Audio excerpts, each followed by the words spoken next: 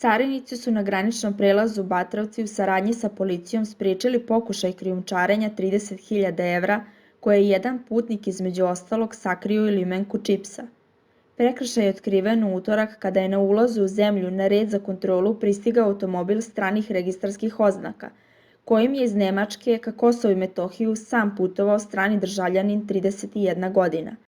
Mada je rekao da nema ništa da prijavi i da sa sobom nosi oko 9.000 evra.